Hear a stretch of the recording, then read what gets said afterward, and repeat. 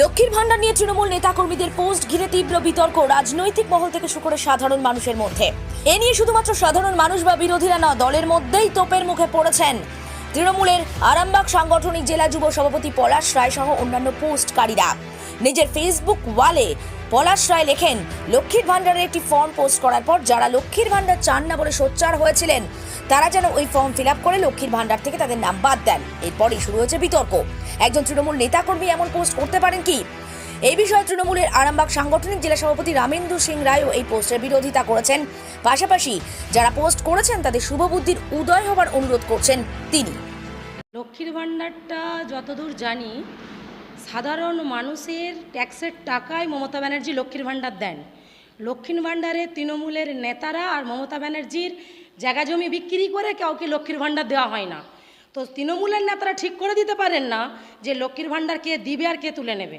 এই লক্ষ্মীর ভান্ডার প্রকল্পটা তৃণমূলেদের বাবার সম্পত্তি নয়, এটা ওনারা ভুলে যাচ্ছেন। দ্বিতীয় কথা, একজন মহিলা ধর্ষণ হয়েছে, সেটা তৃণমূল বাড়িরই হতে পারত, বা সিপিএম বাড়িরও হতে পারত, বা বিজেপির বাড়িরও হতে পারত। এটা যে কোনো দলীয় নয়, এটা মহিলা।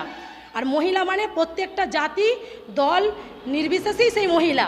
তাহলে সেই মহিলা ধর্ষণ হয়েছে, দিকে দিকে তার প্রতিবাদ চলছে, আর তৃণমূলের নেতারা নাটক করছেন ফেসবুকে। ওনারা নাটক দেখাচ্ছেন, আন্দোলনের মোড় ঘুরিয়ে দেওয়ার চেষ্টা করছেন। লক্ষ্মীর ভান্ডার বন্ধ করে দেওয়ার ওনারা কে? ওনারা কেউ নয়। মহিলার যে ধর্ষণ হয়েছে তার উপযুক্ত যারা দোষী তাদের শাস্তি চাই, এর বিচার চাই, এবং লক্ষ্মীর ভান্ডারও চাই। কারণ লক্ষ্মীর ভান্ডারটা জনগণের ট্যাক্সের টাকায় দেওয়া হয়। এটা পুরো আন্দোলনের মোড় ঘুরিয়ে দেওয়ার জন্য পুরো পরিকল্পিত প্ল্যান। আর মমতা ব্যানার্জি লক্ষ্মীর ভান্ডার যে চালু করেছিলেন, এতদিনে মনে হচ্ছে ওনার ভান্ডার ভর্তি ছিলেন, ভান্ডার খালি হয়ে যাচ্ছেন, আন্দোলনের মোড় ঘুরিয়ে দেওয়ার জন্য উনি নাটক দেখাচ্ছেন, আদারওয়াইজ কিচ্ছু না। আর এটা সামনের ভোট প্রকল্প ছিল, সে ভোটের টোপ ছিল লক্ষ্মীর ভান্ডার।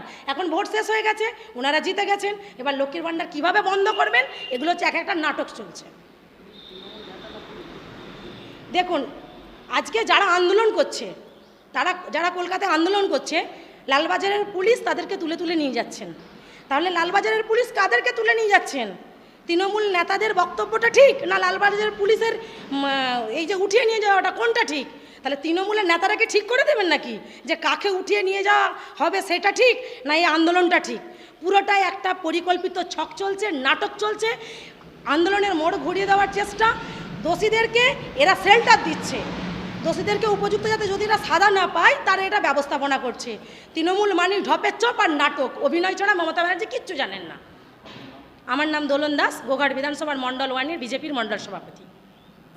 দাদা, বেশ কিছু তৃণমূল নেতৃত্বের ফেসবুক থেকে দেখা যাচ্ছে লক্ষ্মীর ভান্ডার বন্ধের ফর্ম পাওয়া যাচ্ছে, কি বলবেন? দেখুন, যার যেমন বুদ্ধি সে কোটা করছে। সরকারের তরফ থেকে যদি হয় তার বিজ্ঞপ্তি হবে।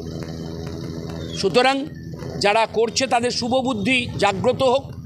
এই রকম পোস্ট, ওই ফর্ম কে বানিয়েছে, কোথা থেকে এসেছে, এসব বন্ধ করার জন্য ওনাদের অনুরোধ করব।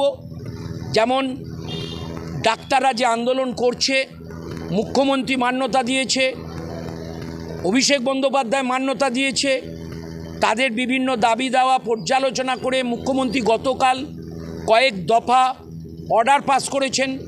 সেটা সংবাদ মাধ্যমেতেই আলাপন বন্দ্যোপাধ্যায় তিনি প্রেস মিট করে বলেছেন। সুতরাং এরকম কিছু মানুষ যারা যদি করে থাকে, তারা যে দলেরই হোক, তাদেরকে অনুরোধ করব এই নোংরা কাজ করে উত্তেজনা না বাড়িয়ে, ক্ষতি না করে বিরত থাকো। বরঞ্চ একটা কথা বলো, বাংলা শান্ত থাকুক, সব মানুষ যেন শান্ত থাকে। ফেক নিউজে কান না দিয়ে প্রকৃত খবরের দিকে, প্রকৃত তথ্যের দিকে, প্রকৃত বিচারের দাবিতে সবাই এক হোক।